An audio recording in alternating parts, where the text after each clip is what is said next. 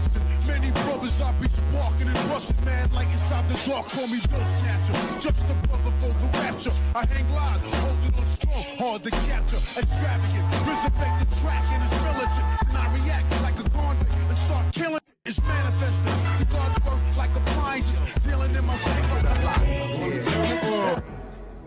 Yo, what's going on everybody? It's your boy Naruto Explain here, bringing you guys another discussion for Boruto Naruto Next Generations, the manga. And for anime only fans, this is a time of the month where a lot of the content we talk about here on the channel is going to be spoiler heavy, so I thank you for your support. However, if you're still here, I'm assuming you guys are all caught up with the manga and you do not care about me talking about spoilers. So with that being said, though, let's jump right into the actual discussion. So today, I want to talk to you guys about the character of Daemon, everybody's favorite little psychopath. And I want to talk to you about the possibility of Daemon turning on either Ada or Code, and I think that there is some justification for both of these characters being at risk with the character of Daemon. Now, I do believe that there is a strong chance that more than likely Code is going to be the character that's kind of served up onto that chopping block, simply for the fact that I do still believe that Code is a character that I don't feel like Masashi Kishimoto is fully invested in. I really feel like Code is expendable. I think that you need Code to establish a threat. You need Code to be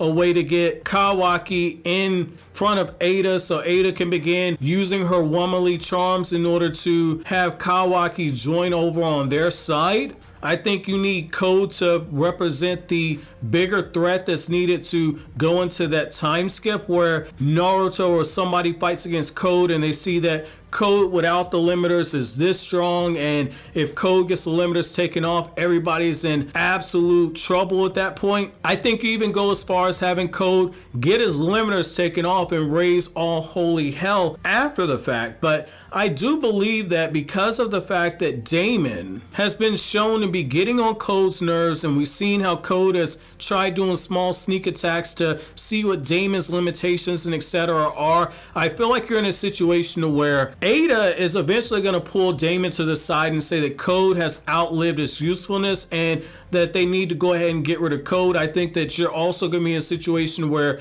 Code more than likely is going to be jealous of that time that Kawaki spends with Ada. We know that Code is buying up this girl's OnlyFans, and the man is spending all this money getting on her Twitch streams, buying her all these gifts and etc., and the girl still ain't read none of his comments. So it's one of those things to where I feel like Code's gonna get jealous and eventually lash out at Kawaki, and I feel like that's probably gonna be when Ada tells Daemon to go ahead and get rid of Code, and there's nothing Code can actually do to actually touch Daemon. So I do think that Code might be the odd man out here. However, the other thing that really fascinates me is the fact that I do believe that there was a line thrown in there on purpose about the character Ada in regards to her relationship with Daemon. She says that this is the only person outside of an Otsutsuki that could actually kill me. And she even goes as far as to say that she did not want to wake up Daemon. I feel like that was very specific language right there. I do believe that at some point there is the possibility that Daemon could end up turning on his sister. And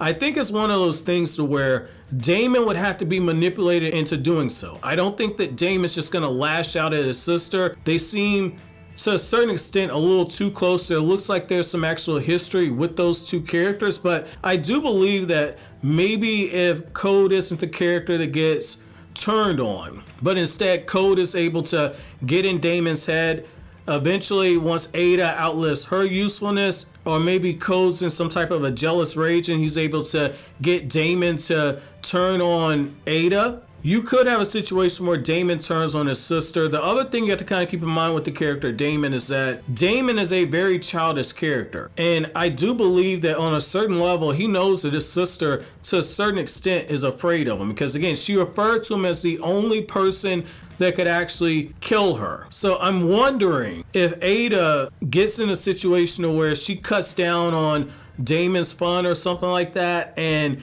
Daemon ends up turning on her. I do believe that at some point we're gonna see some unrest between these two characters, because I don't know if any of you guys have siblings, but I know for me, for as close as me and my sister are, there were moments where both of us were at each other's throats. And I think that when you start taking a small child like Daemon and you start pumping his body full of all this ninja tech like Amado did, doing all these crazy things to him, I think that on a certain level, that much power in the hands of somebody that is that immature, who is getting very comfortable with somebody like Code, where Ada had to step in and say, do not reveal our abilities to Code. Don't give up more information than you need to. I believe that that is a sign that Daemon, because of how young he is, can be manipulated and will be manipulated. And if it's not Code, there is a possibility that somebody else is able to manipulate him and get him to turn on his sister. And it does make me wonder at this point, are we in that situation where